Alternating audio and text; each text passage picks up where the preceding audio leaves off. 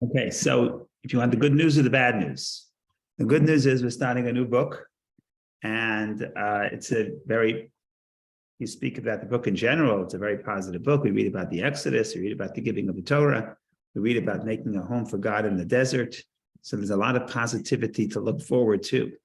That's the good news. The bad news, which I didn't want to write in the email because I wanted you to join the class today, bad news is, of course, that this parsha itself is actually quite negative in the sense that we read about the slavery, and the Torah doesn't even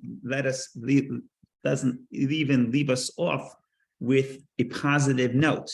Where this parsha ends, it's almost like a roller coaster. So we read about the slavery, and then we have some hope because God finally remembered us, and God finally dispatches Moshe to go to speak to the Jewish people and ultimately to speak to Pharaoh. So we got our hopes high. And then when Moshe comes up and finally approaches Pharaoh, the mission fails miserably. And in fact, not only doesn't he not help the situation, he actually makes it worse. And the portion ends with Moshe's question to God: why have you sent me? Why have you done evil to this people? And God sort of begins the response in this week's parsha. The last verse of this parsha is the response of Hashem, but the response doesn't actually continue till next week. And of course, next week is where we start reading about the plagues, and that's sort of the beginning of the end, the beginning of the breaking of Egypt. But when we walk away at the end of this parsha, it's completely bleak. And that's something we have to discuss. Hopefully we'll get to it. But there's a state that's part of the story. Part of the story is that there's no light at the end of the tunnel. And the question is, what do we do then? It's part of the story for Egypt, but it's also part of the story for us as a people in general, where we had many periods of time where there was really no light at the end of the tunnel. And also probably in our own personal lives, there are moments where we don't see the positivity. And maybe this week's parsha is some indication of how we move forward in those times. Hopefully we'll be able to get some insight. But I'm jumping ahead. So we have to begin with the way we always begin, which is the parsha in a nutshell. So I'm going to share the screen. We'll read the parsha in a nutshell, and then we'll see what we want to read more carefully. Okay. The name of the parsha Shemot means names and is found in Exodus 1:1 to Exodus 6:1. I think that's an additional line that they added this year to mention the name of the parsha. Okay, the children of Israel multiply in Egypt.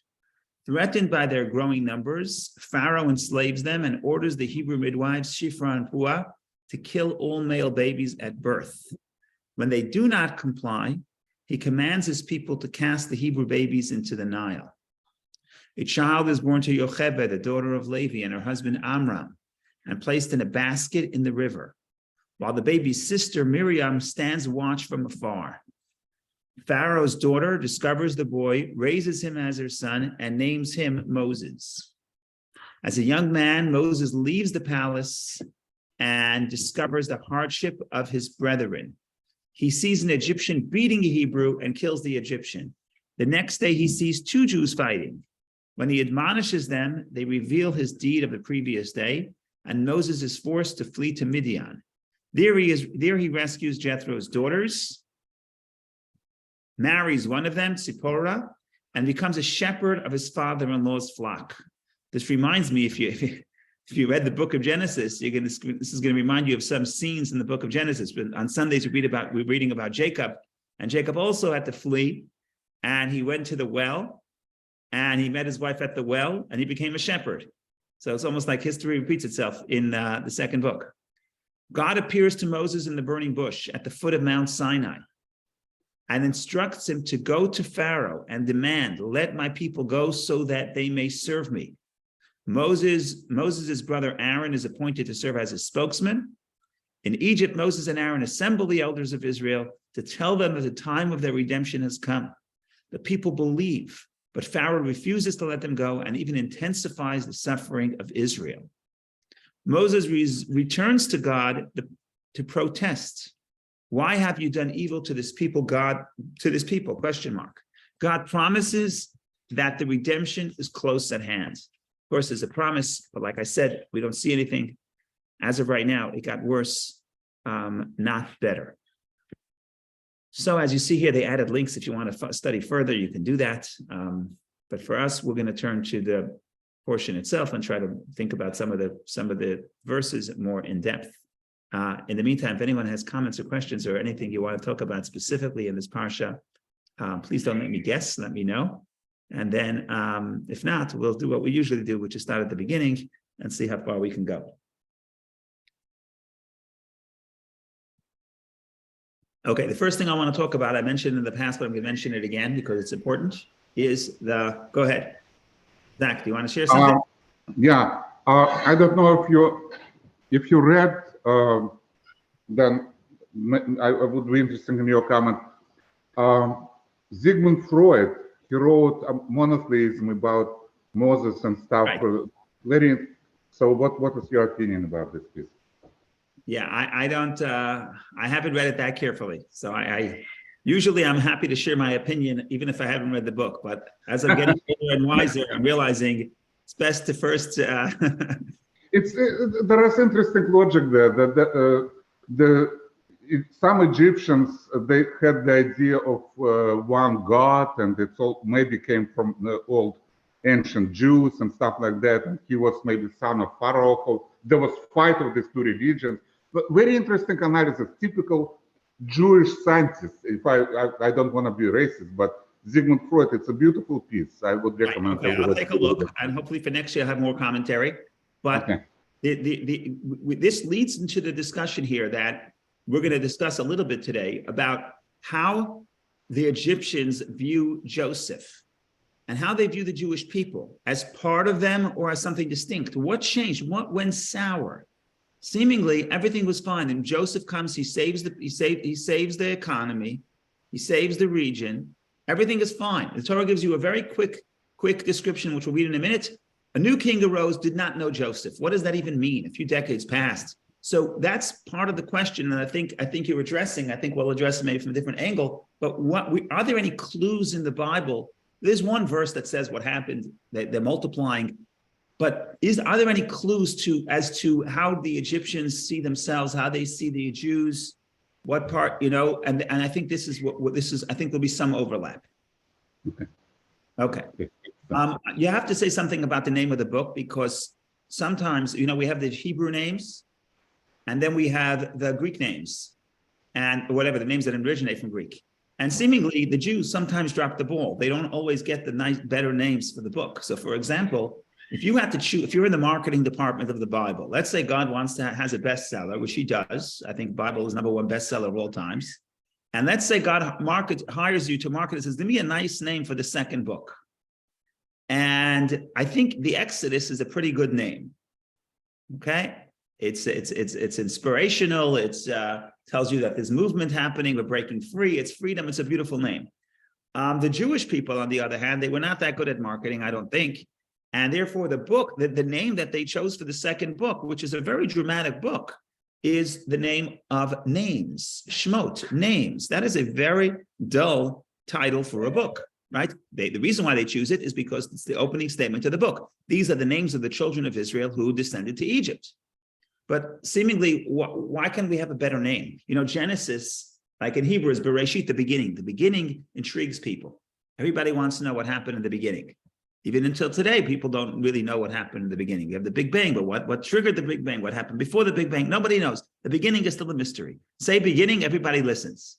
Names, you say names, you put me to sleep. Why do you call the book names?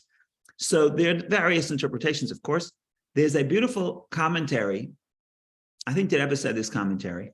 And the idea is as follows. There's a transition that takes place between the book of Genesis and the book of Exodus. You see, in the Torah, as we know, there are no breaks for the portions. There are only paragraph breaks. But between each book, there's a four-line blank, four-line empty space, and that's a new book. So in that empty space, there's a very important transition occurs, and what the transition that occurs is that the Jewish people transition from being a family to becoming a nation. Now, it's interesting, we'll talk about this in a minute, that the first person who labels the Jewish people as a nation is not the Jewish people, it's the Pharaoh. And he does so for anti-Semitic reasons, probably. That's my guess. But nonetheless, we are growing and we're multiplying and we're becoming a people, becoming a nation. That's a beautiful thing, because when we become a nation, it's not just a family. We're a nation. We have ideas. We're going to take over a land of Israel. We're going to implement these ideas. Hopefully, we'll be able to be a light upon the nations. All wonderful things. The problem with a nation is, the danger of a nation is that sometimes to build a nation, we lose emphasis or we even sacrifice the individual. In other words, we care about the nationality. We don't care about the individual person. Both the government doesn't care about the individual person, or the individual person doesn't see himself as so critical in the mission of the nation. Because, okay, so what if I won't be a light upon the nations? There's the nation that's doing it. There's millions of people doing it. So by calling, when you say name, and you call the book name as opposed to numbers, a name represents the individuality of each individual. That's what a name is. And I'm different than somebody else, and I'm unique. And what we're saying is, specifically when we transition to the concept of a nation, we cannot forget that a nation consists of people. And this has ramifications in many areas in philosophy, but even in the law.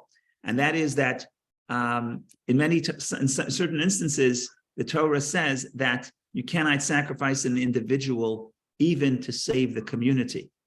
In other words, the point here is that we are a community, we are a congregation, we are a people, we're part of something greater than ourselves, but that cannot allow us to lose focus on the importance of every individual, including, but not limited to ourselves. So that's something about the name that we start with, the name of the book, and the name of, therefore, the name of the book and the name of the parsha, and the message behind it. Okay, now we'll start reading some of the portion. I'm just going to share the verses. We'll read a few verses. We'll see where we want to go. Parsha text. Okay, so the first few verses, Exodus chapter 1, it names the 12 sons of Israel who descended to Egypt. Now, they descended to Egypt a while ago. They descended to Egypt, not last portion, but 2 portions ago. But here we're repeating it. Why are we repeating it? So the commentaries say, it says, in fact, it says it in the present tense. These are the names of the sons of Israel who came to Egypt with Jacob. Okay, that's a bad translation. Each man and his household came. So in the original Hebrew, the second came is past tense. Each man came with his household. But the first case where it says, these are the names of the sons of Israel who came to Egypt, in the past tense, it's translated in the English, it's past tense, but in the Hebrew, it's haba'im, present tense, who are coming to Egypt, as if they're coming to Egypt right now. They have been in Egypt for a few decades, because last week's parsha is the death of Joseph.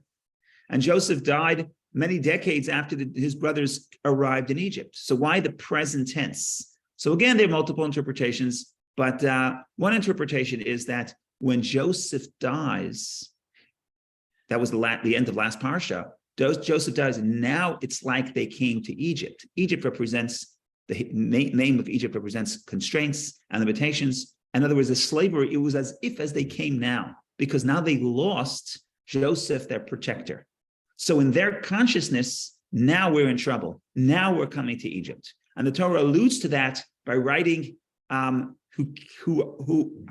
who are coming. These are the names of the sons of Israel who are coming to Egypt, even though it's grammatically incorrect, because first of all, they came in the past, as we see in the end of the verse, each man with and his household came, past tense. Okay, that's something about that. Then we have 70 people descend. Now all these descendants from Jacob, now all those descended from Jacob who were 70 souls, and Joseph who was in Egypt. In other words, including Joseph and his 2 sons, you had 70 people when they came down to Egypt a few decades ago. Okay. Joseph died, as well as his brothers and all that generation. The children of Israel were fruitful and swarmed and increased and became very, very strong, and the land became filled with them. A new king arose over Egypt who did not know Joseph. Okay, so right away Rashi addresses this thing of a well-known argument. How is it possible? So we'll be at the Rashi in a minute. In other words, let's open the Rashi right now. Why not? So a new king arose. There was controversy between Rav and Shmuel. One said he was really new, and the other one says his decrees were new. It comes from the Talmud and the Midrash. Since the Torah does not say the king of Egypt, did not say the king of Egypt died and a new king arose, it implies that the old king was still alive, only that his policies had changed and he acted like a new king. Either way, who did not know means that he acted as if he did not know about him. Rashi, according to Medrash and the Talmud, it's impossible that the new king did not know about Joseph. Impossible. It was too short after Joseph's passing. And Joseph was too important a figure in Egypt. And therefore, Rashi says that when the verse says, who did not know Joseph, it means he acted as he did not know Joseph. Okay, he said to his people, behold, the people of the children of Israel are more numerous and stronger than we. Get ready, let us deal shrewdly with them, lest they increase and the war befall us, and they join our enemies and wage war against us and depart from the land. Rashi explains depart from the land could mean the Jews will leave, but more importantly, it could mean they will drive us from the land. And then that's how the slavery begins in verse 11. So they appointed over them tax collectors to afflict them with their burdens, and they built store cities for Pharaoh, namely Pithom and Ramses. Okay, that's all the information we know. The reason why the reason why Pharaoh decides to enslave the Jews, and the reason how he persuades his people is actually alluded to in only one verse, maybe two verses. I'm sorry, 2 verses, 9 and 10. He said to his people, behold, the people of the children of Israel are more numerous and stronger than we. Get ready, let us deal shrewdly with them. In other words, they're too many. And that makes sense. The Jewish people are outsiders. There are too many of them. And there are too many of them, they become a threat. And we are frightened because of their numbers. So that's what the Torah is saying in a straightforward manner. There are other, but if you look carefully at these verses, you would see a little bit more than just the idea that there's sheer numbers. There's a little bit more in here alluded to in the verses. I mentioned one, but I'll add one more thing. So what's the first thing that you see? He said to his people, behold, the people of the children of Israel. Now, the people is a translation. Am is a nation. Am Yisrael, the nation of Israel. Now, if you look at the Hebrew, he says to his people, El Ammo, he says to his nation, here, behold, the nation of the children of Israel. Till now, we knew them as the children of Israel, Bnei Yisrael. Here they become the nation, the children of Israel. Pharaoh, as I alluded to earlier, Pharaoh is perhaps correctly, but Pharaoh is the first one on record referring to the children of Israel. When you say children of Israel, you mean the family of Israel. And he's saying they're a nation. And when you say they're a nation, what you mean is that they have other national interests than we do, and our national interests are not aligned, and therefore they are a threat. So it's not just their numbers, it's the fact that they have numbers and they have their own national identity. And that's the reason why they become a threat. Okay, so that's the first thing. Labeling them as an independent nation is something that I think that Pharaoh is probably the second anti-Semite in the Torah, but the tactics of the anti-Semites just repeat themselves. So I think throughout the history, you have that all the time where people tell the Jewish people living in their midst, and the Jewish people are being loyal citizens and are commanded to pray for the government where they live, going all the way back to the days of Babylonia, where the prophet says that we should pray for the people, for the government that we live, even if they're not the most just government. But nevertheless, the Jewish people are always accused of having their own loyalties elsewhere. And the first person to say that is Pharaoh, not the last one, but certainly the first. So that's one point, just that extra word that he throws in, the people, Am B'nai Yisrael, just throws in one word, the nation of the children of Israel. That one word is explosive in its potency. Go ahead, Barry, please. No, I just find it interesting that Pharaoh thought that just because they were different, that they were a threat. Didn't he realize like how productive we were as a people? And didn't he realize that maybe there's something to glean from this nation? Well, when people become too successful, they also become a threat, right? I think that the Jewish people throughout history has shown that when we were very poor, we were blamed for being unproductive. When we were very successful and very wealthy, we were blamed for robbing the resources of the natives.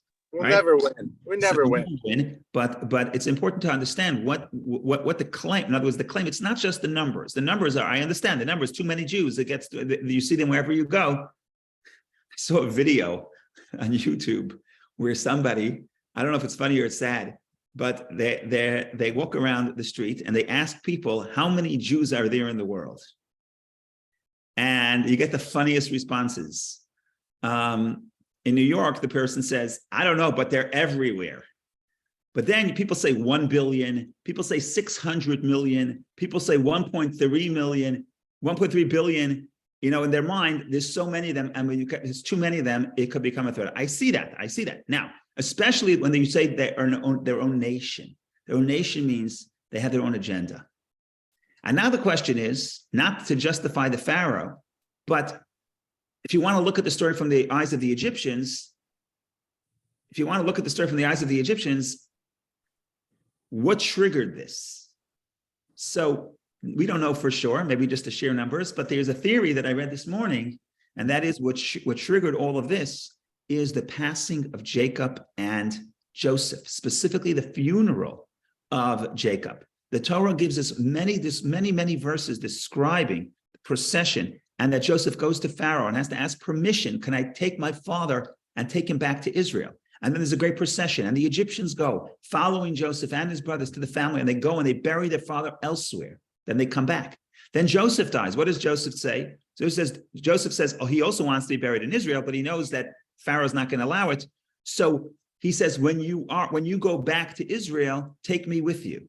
And in the meantime, what the verse says, the end of the verse, the last words of the verse of Genesis, he was placed in an ark in Egypt. He was placed in a coffin in Egypt. It's almost like he's hanging in midair. He wasn't buried. He was placed in an ark. The Medrash says he was placed, they actually put him in the Nile, but he wasn't buried in the conventional sense. He was still sort of in transit. And generations later, 200 years later, indeed they took, and less than 200, about 100 years later, they took him back to Israel. So if you're the Egyptian, this funeral is going to shake you up, because here you had Joseph, who you thought is part of society. Here you had the family who you thought is really part of assimilating into Egypt. And now you see it's not so simple. They have their own identity. This is not where they are. This is not where their future is. They want to go back to Israel. Okay, that's scary. Now, I'm not saying it justifies of slavery, but I'm just saying what happened? What's the transition? What happened? Perhaps that's a theory that's one of the things that triggered this threat, or perceiving the Jewish people as a threat. And that is what, just addressing to what Zach said, that the question is, really, does the verse imply, in some ways, the Jews and the Egyptians were close, but in some ways they were very different. So does the verse allude to anything that would have triggered this terrible slavery? And that's just one theory. There could be more theories.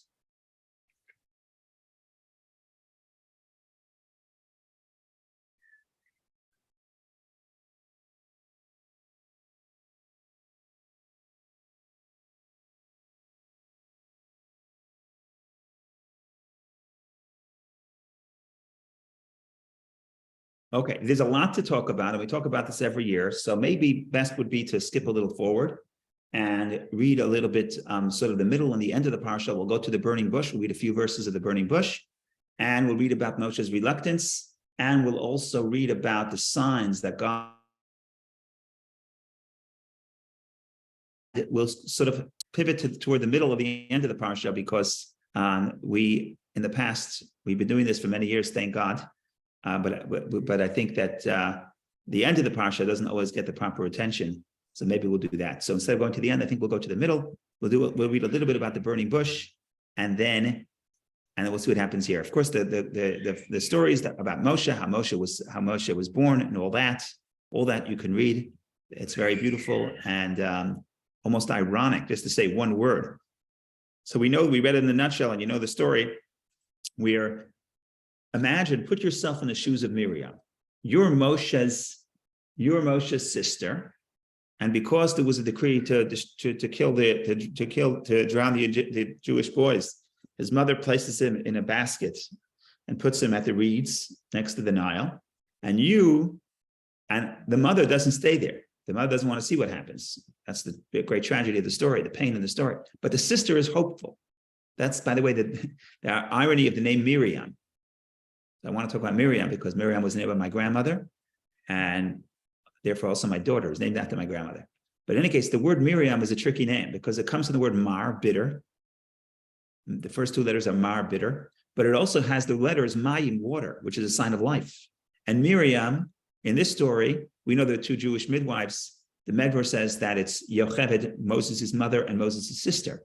And here you have Miriam, is actually instrumental in the saving of Moshe by standing afar and looking and seeing what will happen to the baby, and eventually calling the baby's mother when Pharaoh's daughter finds this baby. But what's interesting, just to think about this for a second, so if you put yourself in, so the point here is she's in a very bitter space, but in the bitter space, she never loses hope. So she's providing water amidst the bitterness. So that's the beauty of the name. In other words, she's the symbol of faith. And the Medrash goes on and elaborates that really, the Medrash has this whole story, which you may know, and that is that after the decree of Pharaoh to throw the boys into the Nile, Moshe's father divorced his wife. And he said, we don't want any more children. He's separated from his wife. And because he was a leader of the people, many of the Jews, if not most of the Jews, also separated from their wives. And the Medrash says that it's Yocheved, it's Miriam who brings them back together. And she says, your decree is worse than Pharaoh's because two reasons. Number one, she says, your decree, she says, Pharaoh only decreed against the males. You're also decreeing against the females. And then she said something else. She says, your Pharaoh's a decree, but Pharaoh's wicked, so his decree may be nullified. Your decree, you're righteous, so your decree will not be nullified. In other words, you're doing the worst. In fact, and therefore the chapter 2, I believe, starts with a man from the house of Levi goes and takes the wife of the daughter of Levi. It's the remarrying that all occurs in the merit of Miriam. Okay, but in any case, so Miriam has this both things, that she's very optimistic in the face of the bitterness, in the face of even when there's nothing to hope for. So if you put yourself in Miriam's shoes and you say, okay, I'm watching to see what happens with my brother, what's the worst case scenario? The worst case scenario is she's found by an Egyptian. What's worse than that? To be found by someone, Pharaoh's own daughter, someone in Pharaoh's household. What's worse than that? Hopefully, maybe that the person who finds the baby will think maybe he's an Egyptian. What's worse than that is that she identifies and says, and that's what the daughter of Miriam said, the daughter of Pharaoh says, this is a Hebrew child. So it's the worst thing possible. The worst possible outcome is unfolding. And yet, ironically, that is actually what allows Moshe to be saved, and ultimately what allows Moshe to actually save the people, because the commentaries explain that if Moshe would have been, it would be very hard for somebody who grows up amongst the Jewish people to actually lead the people out of Egypt, because you have to, if a person grew up as a slave, it's very difficult to cultivate the sense of freedom. And Moshe is sort of this in between. He has two mothers. He has his biological mother, but he also has his adopted mother. So he feels himself part of the people, of the Jewish people, but he also grows up in Pharaoh's home, which is a place of freedom, and certainly he's in the nobility and royalty. So you have to be part of both those worlds. So in other words, but my point here is, from Miriam's perspective, everything is going bad. An Egyptian found her brother, not just an Egyptian, but Pharaoh's daughter, identified as a Jew, and yet she takes the step. She approaches, and she says, an absurdity. Should I go call a Hebrew woman? I mean, that's crazy. But in fact, so the idea is you take an action. She takes the act that she doesn't think it's practical, and that really is the savior. So why am I saying this? So that's the story of Moshe's birth, and then we get, ultimately Moshe grows up, goes out to his people. We have the stories of how he stands up for the oppressed. Pharaoh wants to kill him. He runs away. He's shepherding his flock at the burning in the desert. He approaches the burning bush. In the nutshell, alluded to it, that the burning bush, according to the commentators, is Mount Sinai. It happens on Mount Sinai. How do you know? Because the verse says, part of the conversation, the verse says that God tells Moses, when you will take the people out of Egypt, you will serve God on this mountain. So that's an indication that we're talking about Mount Sinai. Okay, so that's just to get us to the burning bush. And now, comments or questions, please share. Otherwise, we go and we look at the verses.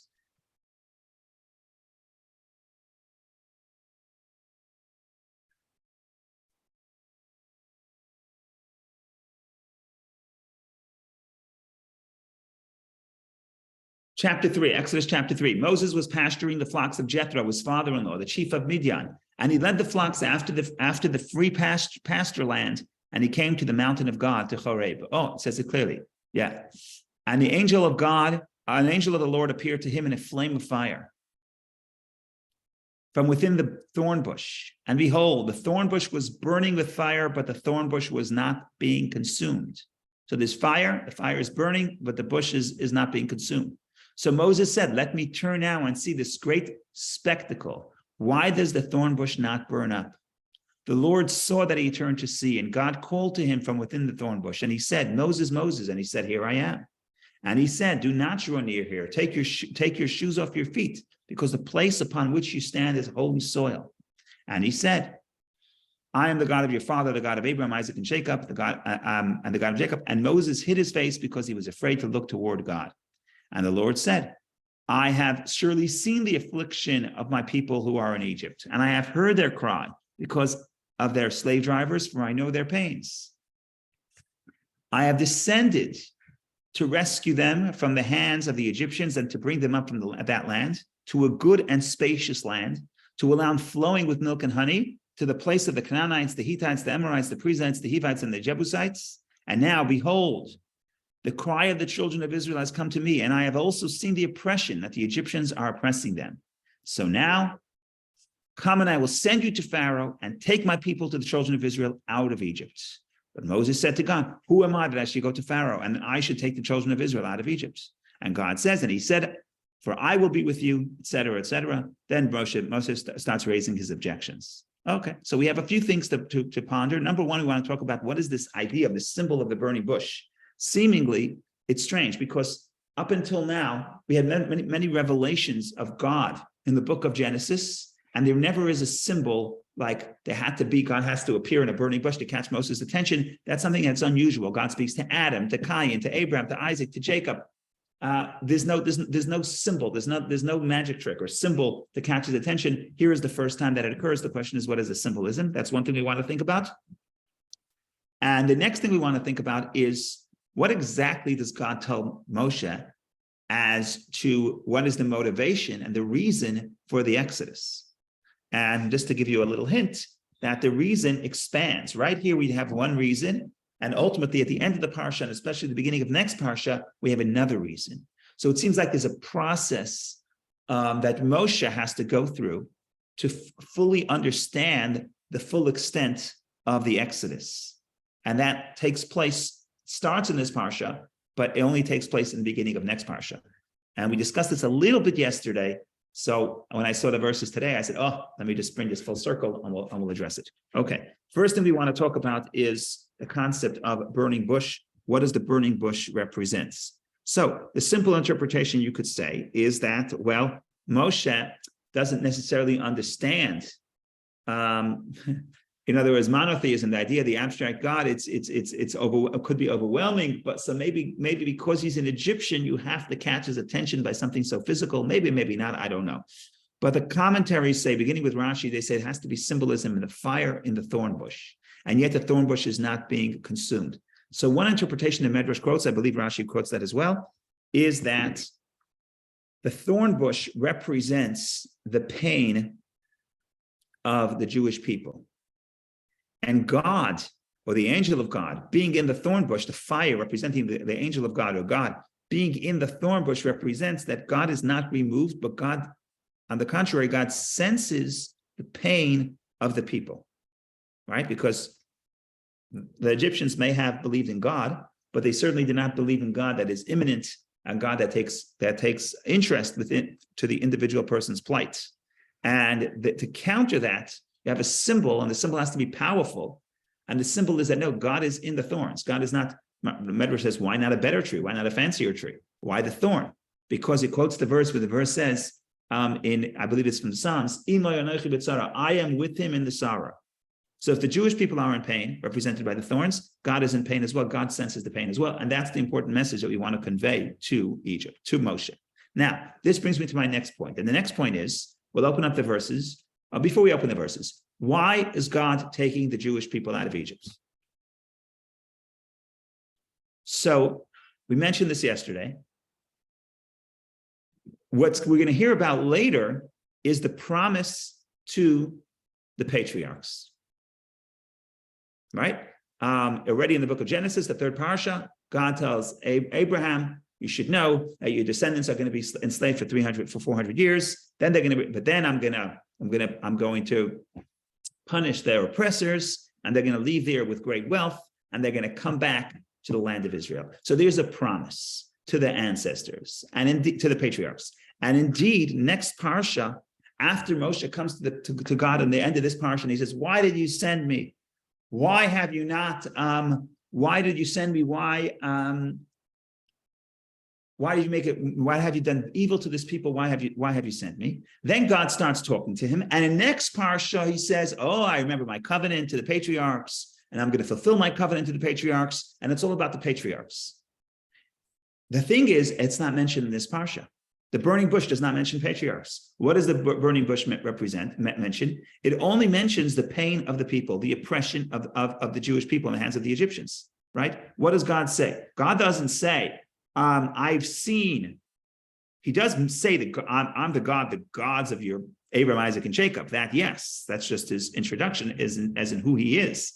But what does he say? In verse 7, he doesn't say, I'm here to fulfill the promise to the patriarchs. That's not what he says. He says, I have descended to rescue. I have surely seen the affliction of my people who are in Egypt, and I have heard their cry because of their slave drivers, for I know their pains. I have descended to rescue them from the hands of the Egyptians and to bring them up, etc. And verse 9 again, verse 9, and behold, the cry of the children of Israel has come to me, and I have also seen the oppression that the Egyptians have oppressed them. Now come and I'll send you to Pharaoh. So what's the motivation? What's the reason for the Exodus? Doesn't mention the promise to the patriarchs. It just says God sees the affliction of people, the affliction of the oppressed, and that itself is the reason to dispatch Moshe.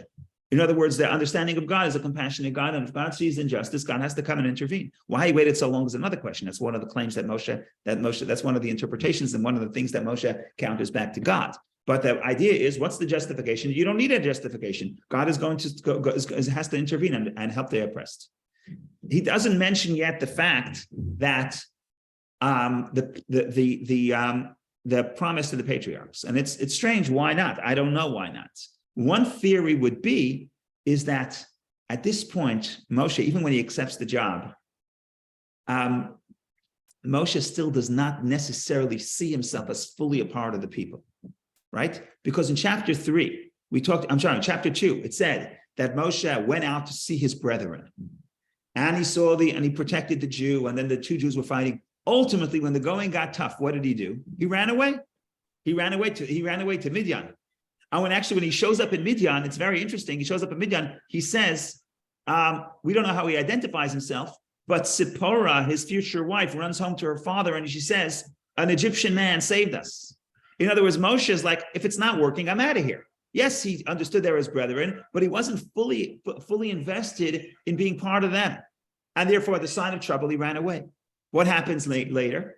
He goes to Pharaoh after the burning bush. He goes to Pharaoh, and Pharaoh makes it worse. And what does Moshe do? He doesn't say, okay, I'm out of here, I'm going to Kenya this time. Instead, he goes back to God. And he says, God, you have to clean up. And now God says, oh, now you're part of the people. Let me tell you the full story. And the full story is that it's not just the oppression, but it's also an oath and a covenant. And it seems like these are two steps. So it's clear there's a glaring omission. Why the omission? Again, I just gave one theory. There could be other theories, but at least it's an issue. You see there's two steps. Go ahead, Warren, please. I wanted to ask you, if I could, about Jethro and being the priest of Midian. If I remember some reading I've done about this, the people, the nomadic peoples, the shepherds who lived in the area, treated Horeb, under whatever name, as a sacred place, and conducted and worshipped on a mountain, which may have been. Right. And I take from this that Jethro is identified as a priest, so he presumably was involved in those ceremonies. Moses flees to Midian, where he encounters Jethro and presumably the people who are engaged in these rituals. And I'm wondering if the commentaries talk about the extent to which Hashem may have been, what had was in a sense a divinity of the peoples who lived in Midian, that Jethro was a priest of Hashem, not in the same way in which we Hashem, there's not the same. Nevertheless, a someone who was in his way a person who was monotheist, who acknowledged God, and perhaps in this respect, he really, his place was a holy place. Right. So it's interesting that thinking about Jethro, I think you have, I guess you could say conflicting narratives, but they don't necessarily have to be conflicting. On the surface, they may be conflicting. If you look at the actual verses, let me share the verse. The verse seems that doesn't say that he is a priest of God, right? He's a priest, could be for the idols. I just share the text. So we're talking about, what chapter is this? We're talking about chapter 2, verse 16. So, Ulakayan Midian. Now, the chief of Midian had 7 daughters. Now, chief is an interesting word. Hebrew, Kayan, priest. Okay, priest. So Rashi says chief is Kayan means the chief. Let's assume it's priest, the priest of Midian. So that implies that he was a priest either to God or to the idols. The problem with the story is, according to the sages, the analysis, in other words, the problem they run into is if this guy is the priest, either he's a priest, meaning he has a religious responsibility, or like Rashi says, Kayan Midian, Rashi says the most prominent among them. Okay, so the problem with that reading, which the verse itself says he's someone's unique and someone special, the problem is, why do his daughters get such terrible treatment at the well? Right, verse 17. But the shepherds came and drove them away. Right, so verse 16 says, now the chief of Midian had 7 daughters, and they came and drew water, and they filled the throughs to water their father's flock. And then verse 17 says, but the shepherds came and drove them away. So Moses arose and rescued them and watered their flocks. So why does his daughters receiving such bad treatment? So you could say the shepherds are chauvinists. They don't like the fact that there's girls coming and mixing into their profession. And Rashi says this whole thing that they didn't have daughters, he didn't have sons, and that's why the daughters were the ones to be the shepherds. Actually, Rashi says it about Rachel and Leah, that Laban had no children and no sons at that point. That's a simple interpretation. But the rabbis say no. The rabbis say, you see in Rashi, the rabbis continue in verse 16. Now the chief of Midian had, says Rashi, the most prominent among them, he had abandoned idolatry, so they banned him from living with them. That comes from the Medrash, Exodus Rabbah and Tanchuma. And then the next verse, and they drove them away because of the ban. In other words, Rashi's reading is that, yes, he's Kohen, yes, he's great, but it means he was great. Now, when the great person among them, the great spiritual seeker, abandons the idol worship, it's actually so much more offensive, and therefore the people don't like him too much. Now, if you accept this narrative, that explains perhaps why Tzipporah should end up in Moshe's family, because Jethro too is somebody who, in some sense, discovers God and realizes the fallacy of the idol worship, and he's sort of a perfect candidate to marry into Moshe's family. So that's what I would say. There's other medrashim that say at the end of the story, there's probably the most strangest story of the parasha. I'm sorry, the end of the parasha is probably one of the most strangest stories in the Bible, where Moshe is going back to Egypt, and there's an angel that wants to kill Moshe because he didn't circumcise his son. Why didn't he circumcise his son? So the Medrash says that Moshe made a deal with Jethro, that Jethro will raise the son as he sees fit, and therefore Moshe can't circumcise him unless Tzipporah agrees to do so. That Medrash implies that at this point he still is, I don't know if a complete idol worshiper, but certainly not willing to see a theology exactly the way Moshe does. Maybe this ties into what Zach says, that there's certain differences within monotheism. In any case, I think that Medrash is sort of a little bit conflicting, but I'm just putting out here what I know, and then you could put the pieces of the puzzle together.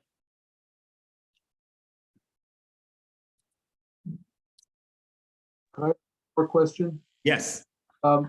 In verse 22 of says she gave birth to a son, and he named him, I take it that's Moses, named him Gershom. Yeah.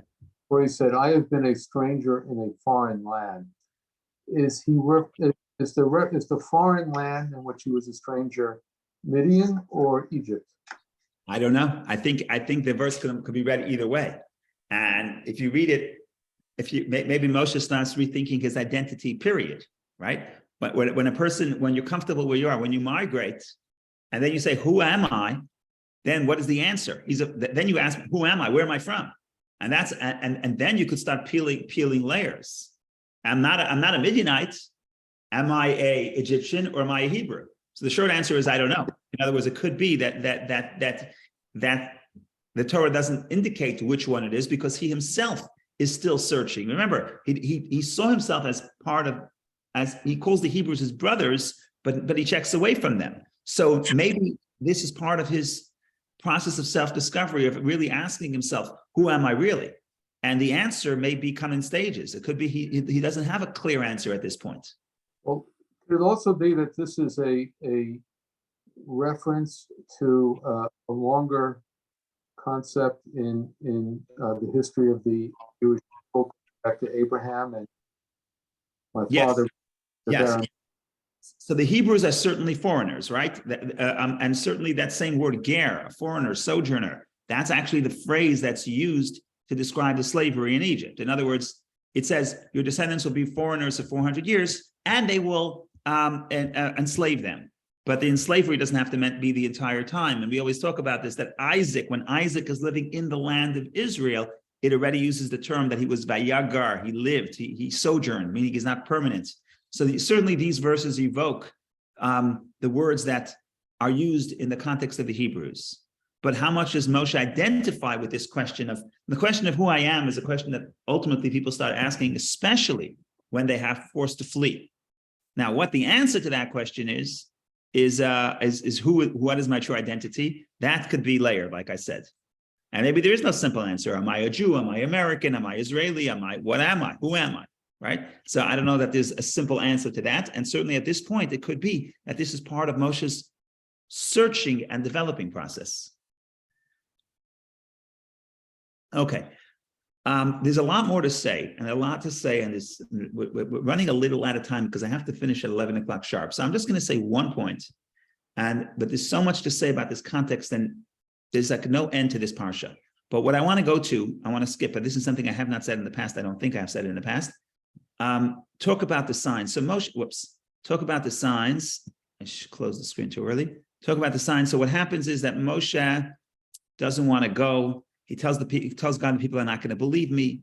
He says, who am I? People are not going to believe me. So ultimately God says, okay, we're going to do a few signs, and these signs are going to persuade the people to believe you. And there's so much to say about the signs. Why 3 signs necessary? What do the signs represent? They seem a little bit arbitrary, but I don't have time to do all 3. We'll start with the middle one. But we'll read all the 3 signs and then we'll go back to the middle one. So I'm sharing. So we're talking about what chapter are we talking about? We're talking about chapter 4, verse 1. Moses answered and said, behold, they will not believe me, and they will not heed my voice. Say, the Lord. And the Lord said to him, what is that in your hand? And he said, a staff. And he said, cast it on the ground. And he cast it to the ground. And it became a serpent, and Moses fled from before it. And the Lord said to Moses, stretch forth your hand and take hold of its tail. So Moses stretched forth his hand and grasped it, and it became a staff in his hand, in order that they believe that the Lord your God, the God of their forefathers, has appeared to you, the God of Abraham, the God of Isaac, and the God of Jacob. And the Lord said further to him, now put your hand into your bosom. And he put his hand into his bosom, and he took it out, and behold, his hand was leprous like snow. And he said, put your hand back into your bosom. And he put his hand back into his bosom. So when he took it out of his bosom, it had become again like the rest of his flesh. And it will come to pass, says God, that if they do not believe you and they do not heed the voice of the first sign, they will believe the voice of the last sign. And then, in case the first 2 don't work, we have one more, and that's 9 and 10. And it came to pass, if they do not believe either of these, and it will come to pass, if they do not believe either of these 2 signs, and they do not heed your voice, you shall take of the water of the Nile and spill it upon the dry land, and the water that you take from the Nile will become blood on the dry land. This reminds us of the first plague, the plague of blood, but these are signs that were performed not to Pharaoh, but to the Jews. And Moshe says, before I go to Pharaoh, Pharaoh is my second problem. My biggest problem is the Jews themselves are not going to believe me. So God gives them 3 signs. Now, there's so much to talk about how the 3 signs unfolded. There's a lot to say here. I just want to talk about the middle sign because I read something very inspiring this morning. Actually, it was yesterday.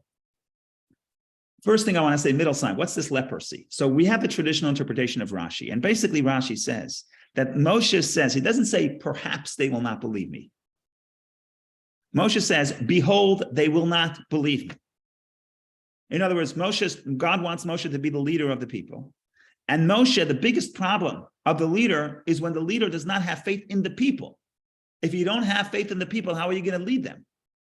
So this is a major problem. It's not a technicality. It's not like God has to tell Moshe. It's not like God. It's not like we have a technical problem. How are we going to persuade the Jews? But what Moshe's statement is a very harsh statement. Behold, they will not believe me. And the commentaries say God is offended. Like, what does that mean that people won't believe you? In fact, at the end, it says that the verse actually says that Moshe came and spoke to them. Let me see what the verses say. Moshe came and spoke to them.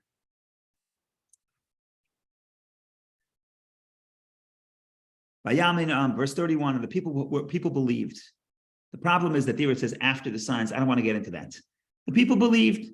Moshe sees the people are not going to believe. Says Rashi, we'll quote the Rashi. Says Rashi, and that's the meaning of the sign, the second sign according to Rashi. Says Rashi, it is usual for tsarat, leprosy, to be white, as we find if it be a white blemish. I'm reading Rashi to chapter 4, verse 6. With this sign too, he hinted to him that he spoke slanderously when he said, they will not believe me. It is for this reason that he struck him with the tsarat, just as Miriam was struck by speaking slanderously. So you see in the Torah that the punishment for slander is leprosy, or tsarat leprosy. It's not conventional leprosy. And therefore, when God tells Moshe, put your hand in and take it out and it'll be white, he's telling him is, he's reminding him that you did something wrong. You spoke slanderously against the people. These are your people. You're the leader. You must believe in them. That's Rashi's interpretation. Then I read another interpretation, which I think is beautiful. Moshe doesn't want to go.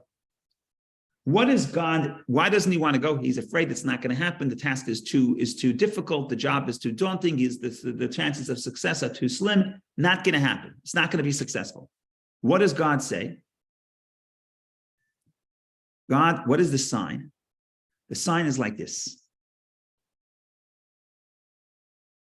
The commentary quotes a medrash. I read this from the Malbim. The Malbim quotes a medrash. The medrash says, based on a verse in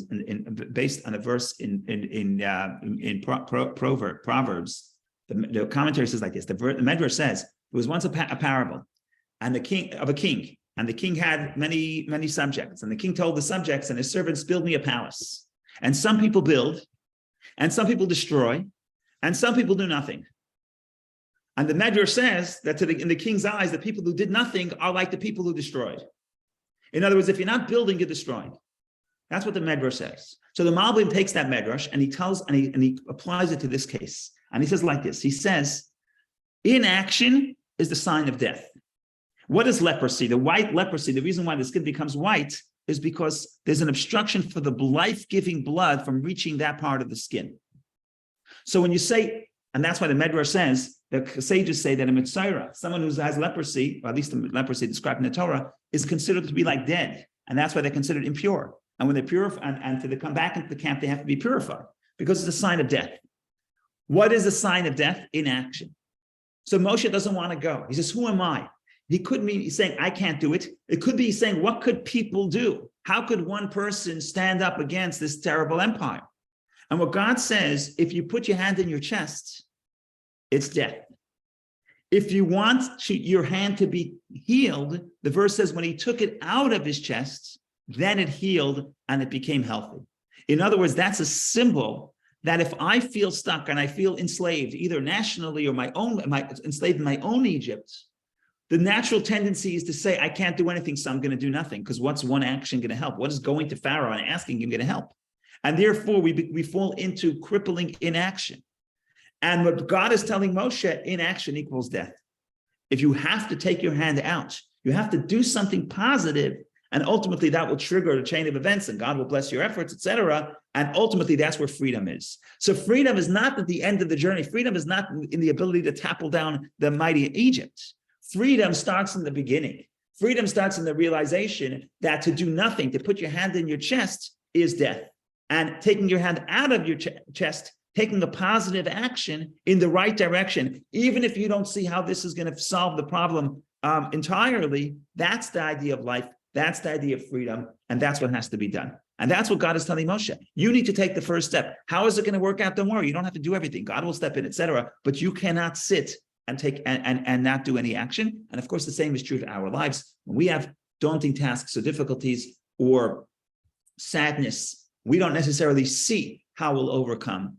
But the point here is what God is telling Moshe, take your hand out of your chest, do something that will trigger positive change. So I thought that was very, very interesting perspective. So figured I'd share it. Thank you everybody for joining. Have a wonderful day. And it's a little bit, like I said, it's a little bit dark at the end of this parsha, but that's just an opportunity to hold on to the faith, because next parsha, we start seeing how things begin to turn around in the positive direction. Thank you all for joining. Thank you. Thank you, Rabbi. Thank you, everybody. Thank you.